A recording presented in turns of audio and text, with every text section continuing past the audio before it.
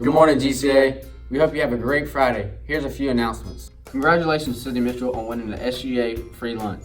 Your idea of the seniors chalking their parking spots won you a free lunch. Seniors, starting today, you can start chalking your personal parking spaces. With in-school guidelines, you can get as creative as you want. Pray for our varsity boys soccer team as they have a away game at Unity. Go Knights! This Monday, the high schoolers are leaving for their spiritual retreat to the Anchorage. It was a great experience had by all last year. Be sure to turn in your form so you'll be able to go. Our devotion for today comes from Proverbs 23:26. It says, "My son, give me thine heart, and let thine eyes observe my ways." With the Anchorage coming up, high schoolers, remember to open up your heart and let God do something great this retreat. This Saturday, the seniors are taking their ACT testing. Be sure to pray for them as these tests are very important for their future college decision.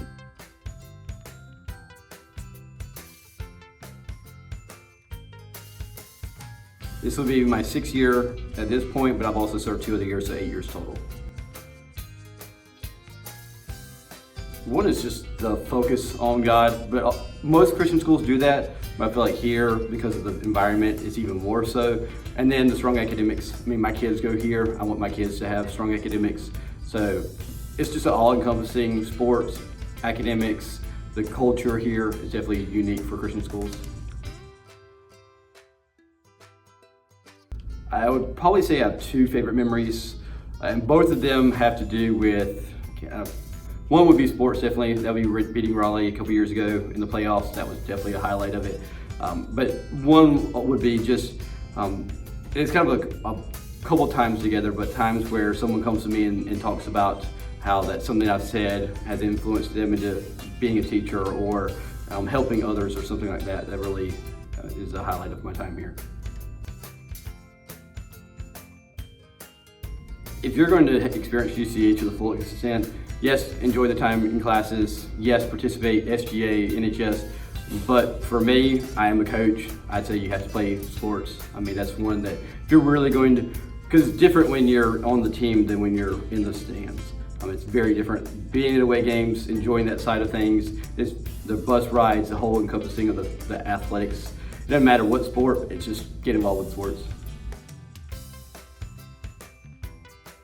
My freshman year, I felt like God was calling me into teaching, and so I called my dad that day and asked him what he thought about going into teaching. I was actually an engineering major at that point, and he said, "I knew you wouldn't sit behind a desk the rest of your life," and so I ended up switching my major to the next stage to education because I felt like that was what God wanted me to do.